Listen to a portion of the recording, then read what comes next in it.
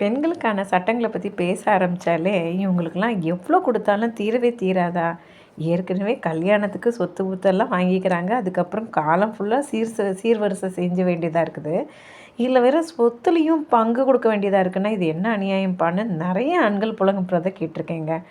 உண்மதான் ஒரு விஷயத்துல பார்க்கும்போது, இப்போல்லாம் வந்து ஒரு மகளுடைய திருமணம் அப்படிங்கிறது, அந்த குடும்பத்தோட கௌரவத்தோட சேர்ந்ததா வந்து ஒரு தவறான புரிதல் அதிகமாயிட்டே வரதா தான் பார்க்குறேன். சமீபத்தில ஒரு பிரம்மாண்டமா நடந்த ஒரு திருமணம் கூட பாருங்க, அந்த பெண்ணோட பேர்லயே மர்ச்சன்ட் அப்படின்னு இருந்துச்சு. அது அவங்களுடைய குலப்பெயர் அப்படின்ட்டாங்க, சர்நேம்ன்ட்டு. அந்த மாதிரி ஒரு மகளுடைய திருமணம்ங்கிறது வந்து மகனுடைய திருமணத்து அளவுக்கு ஒரு அந்தஸ்தோட குறியீடு மாதிரி பார்க்குற பழக்கம் வந்து அ மகனோட திருமணத்தை விட மகளின் திருமணத்தை தான் அந்த மாதிரி ஒரு முக்கியத்துவம் கொடுக்குறத வந்து நம்ம அதிகமாக பார்க்குறோம். அடுத்தது வந்து ம் அந்த சீர் சனத்தி பண்ணுறது. நான் ஒரு ரிசப்ஷன் போயிருந்தேங்க. ஒரு கிறிஸ்டின் ரிசப்ஷன் தான்.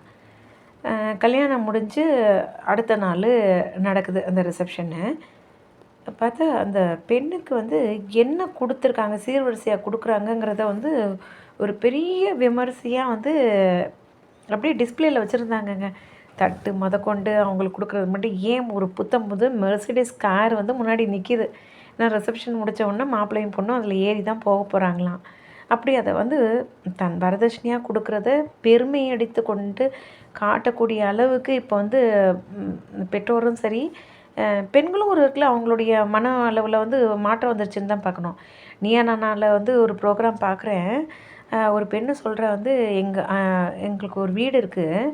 அந்த வீட்ல வந்து பாதி பங்கு எனக்கு குடுக்கணும்னா, வீட்டோட ம் தெருவோட முன்பக்கத்துக்கு தெருவ ஒட்டி இருக்கிற முன்பக்கத்தையும் வந்து நான் எடுத்துக்கிட்டு, என் தம்பிக்கு பின்பக்கத்த குடுத்துருவேன். அப்படின்னு அந்த அளவுக்கு சொல்ற அளவுக்கு வந்து அந்த பெண்கள் வந்து தங்களுக்கு கிடைக்கக்கூடிய உரிமைகள் குறித்து அதிக விழிப்புணர்வு கொண்டவர்களாக இருக்கிறார்கள் அப்படின்னு தான் சொல்லணும். இதில வேற அம் ச சம பங்கு, சம உரிமை அத பத்தி பேசினாலே ஆண்கள்லாம் பொங்கி எழுந்துடுறாங்கன்னு தான் சொல்லணும். இப்ப சமீபத்தில கூட பாருங்க, 2022ல கர்நாடகா உயர்நீதிமன்றத்தில வந்த ஒரு தீர்ப்ப பத்தி சொல்லணும். நம்ம இன்னைக்கு என்ன டாபிக் அது? அ திருமணத்தின் போது வரதட்சணையாக கொடுக்கப்பட்ட சொத்துக்கள் எல்லாம் பாகப்பிரிவினையில் சேர்க்கப்படுமா? கணக்கில் வருமா? வராதா? அப்படிங்கிறது தான் இல்லையா? இது சம்மந்தமான வந்த வழக்கு ஒண்ணு 2022ல கர்நாடகா உயர்நீதிமன்றத்தில வருதுங்க. ஒண்ணும் இல்லைங்க. அந்த பொண்ணு ஹேமலதாவுக்கு வந்து கல்யாணத்தப்ப அவங்க அப்பா வந்து வரதட்சணைலாம் இப்ப எப்படி குடுத்துறாங்கன்னா, ஒரு சொத்து குடுக்கணும்னா, பொண்ணு பேர்ல குடுக்குறது கூட இல்லைங்க. மாப்பிள்ளை பேர்ல குடுக்குறதும் இல்ல. இந்த இதில வந்து அப்பா வந்து தன்னுடைய சம்மந்தி பேர்ல எழுதி குடுக்குறாரு, அந்த சொத்த. இன்னும் ஒரு ஒரு நிலத்த வந்து அந்த பொண்ணுக்கும், அவங்க மாப்பிள்ளைக்கும் எழுதி குடுக்குறாரு. ஹேமலதாவும் அவங்க வீட்டுக்காருக்கும் சேர்த்து.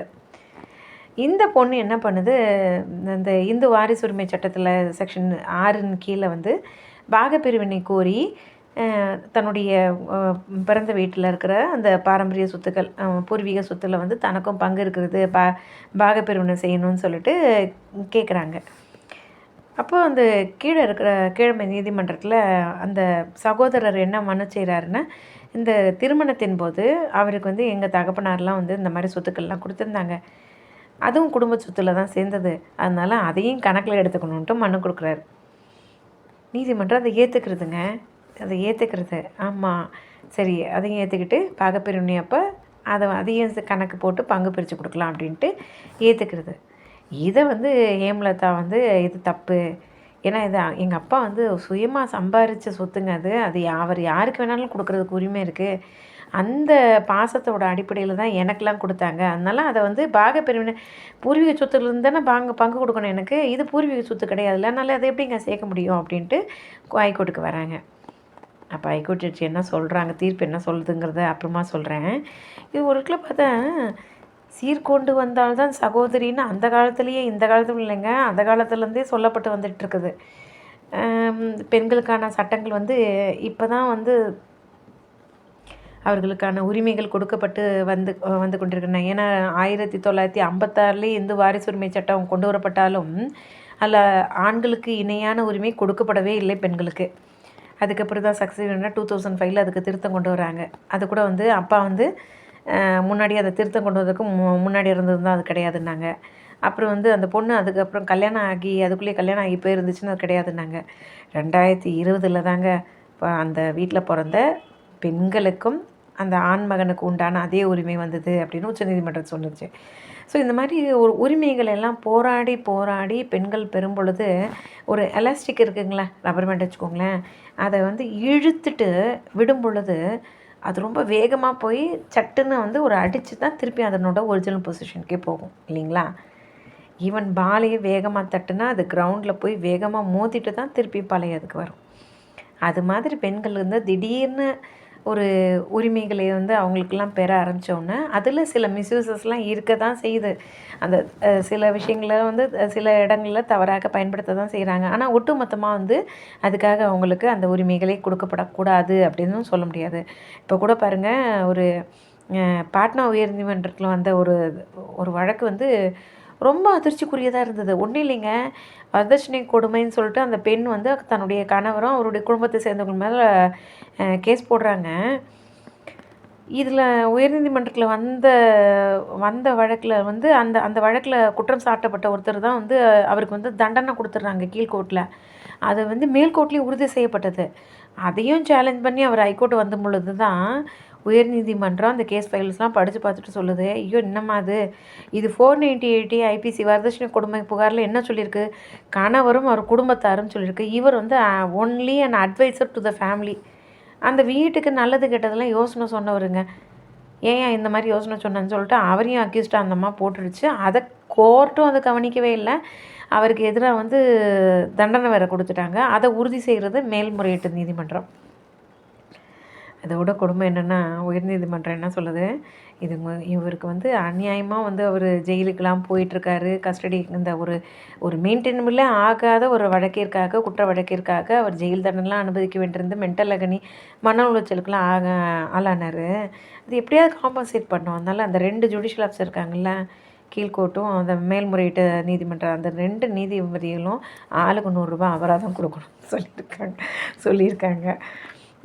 நம்ம உயர்நீதிமன்றத்தில் கூட இதே போல் சில சமயங்களில் வந்து கீழமை நீதிமன்றங்கள், இந்த டிஸ்ட்ரிக்ட் ஜுடிஷியலில் இருந்தவங்களாம், இப்போ கீழமை நீதிமன்றம்னு சொல்லக்கூடாதுன்னு சொல்லியிருக்காங்க இல்லையா, டிஸ்ட்ரிக்ட் ஜுடிஷியலில் இருந்த ஜுடிஷியல் ஆஃபீஸர்ஸ் வந்து தன்னோட வழக்கு விசாரணை செய்யும்பொழுது தவறு இழைத்திருந்தால் அவங்கள வந்து ஜுடிஷியல் அகாடமிக்கு ட்ரைனிங் அனுப்பணும்னு போட்ட தீர்ப்புகள்லாம் இருக்குது.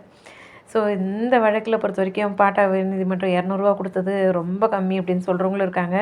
ஏதோ அதுவாவது கொடுத்துருக்காங்க. அந்த இது வந்து நம்ம சென்னை உயர்நீதிமன்றம் கூட அதெல்லாம் கணக்கில் கொண்டு இது போன்ற தவறாக மெக்கானிக்கலாக கேஸை வந்து ஃபைலுக்கு எடுத்து சார்ஜ் ஷீட் என்னத்தை போட்டாலும் அதில் இது அதை வந்து சரியாக தவறா ப்ரிமா ஃபேஸியாக கேஸ் இருக்கா இல்லையா அக்யூஸ்ட் மேலே அப்படிங்கிறது இல்லாமல் மெக்கானிக்கலாக ஒன்றும் இல்லைங்க, அந்த பெஞ்சுக்கெலாம் இருக்கோ அந்த ஹெட்கெலாம் இருக்கோ கொண்டு வந்து ஃபைலுக்கு எடுத்துகிட்டு ஒரு சீலை குத்தி எடுத்துகிட்டு வருவார். அப்படியே இனிஷியல் அதில் ஒரு கையெழுத்து போட்டு டேக்கன் ஆன் ஃபைல் அப்படின்னு போட்டுறாங்க. அந்த மாதிரி இல்லாமல் கேஸ் ஃபைலை படித்து பார்த்துட்டு சார்ஜ் ஷீட்டு ப்ரிமா ஃபேஸி எவிடன்ஸ் இருக்குது இந்த அக்யூஸ்ட் மேலே அப்படின்னு தீர்மானமாக முடிவு செஞ்சதுக்கப்புறம் தான் மேட்ச் ஷீட் ஃபைலுக்கு எடுக்கணும். அப்படி அதே போல் தான் மேல்முறையீட்டு நீதிமன்றம் அதனோட பொறுப்புகள்லாம் ரொம்ப அதிகம். இதெல்லாம் செய்ய தவறுற நீதிபதிகளுக்கெல்லாம் வந்து தகுந்த இந்த பாட்னா உயர்நீதிமன்றம் கொடுத்தது போல் ஒரு 100 இல்லாமல் கொஞ்சம் நல்ல ஒரு அபராதத்தை விதிக்கணும் நம்மளுடைய சென்னை உயர்நீதிமன்றமும் அப்படின்ட்டு நான் இந்த யூடியூப் வீடியோ மூலமாகவும் நான் கேட்டுக்கிறேன் நான். சரி, இது போல் வந்து தவறாக சட்டத்தை பயன்படுத்தக்கூடிய வழக்குகளும் இருக்கின்றன. அதுக்காக பெண்களுக்கு சட்டங்கள் வந்து தனி சட்டம்லாம் கொடுக்கக்கூடாதுன்னு இல்லை. இந்த இதில் இப்போ இந்த கர்நாடக உயர்நீதிமன்றத்தில் சொன்னேன் இல்லையா, அந்த தீர்ப்பு வரும்போது அந்த தீர்ப்பில் வந்து நீதியரசர் என்ன சொல்கிறாருன்னா, இல்லை இந்த அம்மா சொல்கிறாங்க அது வந்து செல்ஃப் அக்கேட் ப்ராப்பர்ட்டி, எங்கள் அப்பா வந்து சுயமாக சம்பாரித்த சொத்து, அதனால் அவர் யாருக்கு வேணால் கொடுக்கலாம், அதுபடி தான் எனக்கு கொடுத்தாங்க. ஆனால் பூர்வீக சொத்து கிடையாதுன்னு சொல்கிறாங்களே, இதை வந்து தீர்மானிக்கிறது எதுங்க? அவங்க அண்ணன் வந்து அது பூர்வீக சொத்துன்றாரு, இவங்க அது இல்லை சுயமாக சம்பாரிச்சதுன்றாங்க. இது யார் டிசைட் பண்ண முடியும்? ஹைகோர்ட் இதை உட்காந்து ட்ரையல் நடத்த முடியாது இல்லையா. ஸோ ட்ரையல் கோர்ட்டில் அதை சேர்த்துக்கணுன்னு உத்தரவு போட்டிருக்காங்க, பிரிக்கணும்னு போடலை இல்லை. நீங்கள் அங்கே போய் சொல்லுங்கள், ப்ரூவ் பண்ணுங்கள் அது வந்து சுயமாக சம்பாரிச்சது தான் அப்படிங்கிறது எவிடன்ஸ் கொண்டு போய் அங்கே நிரூபிங்க.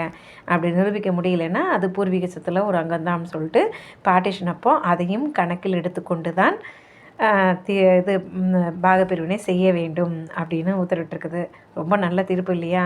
ஸோ நிறைய ஆண்களுக்கு மனசு குளிர்ச்சியை கொடுத்துருக்கோம் இந்த தீர்ப்பு அப்படின்னு நினைக்கிறேன். நன்றி. இன்னொரு பதிவில் உங்களை சந்திக்கிறேன். இந்த வீடியோ உங்களுக்கெல்லாம் பிடிச்சிருந்தா லைக் பண்ணுங்கள், உங்களோட தெரிஞ்சவங்களுக்கெல்லாம் ஷேர் பண்ணுங்கள். இது சட்ட விழிப்புணர்வு ஏற்பட வேண்டும் அப்படிங்கிற நோக்கத்திற்காக நாங்கள் போடுற அந்த வீடியோக்களை அதிகமாக போடுவதற்கு எங்களுக்கு ஊக்கமும் உற்சாகத்தையும் கொடுக்கக்கூடியதாக இருக்கும். மீண்டும் இன்னொரு பதிவில் உங்களை சந்திக்கிறேன். நன்றி, வணக்கம்.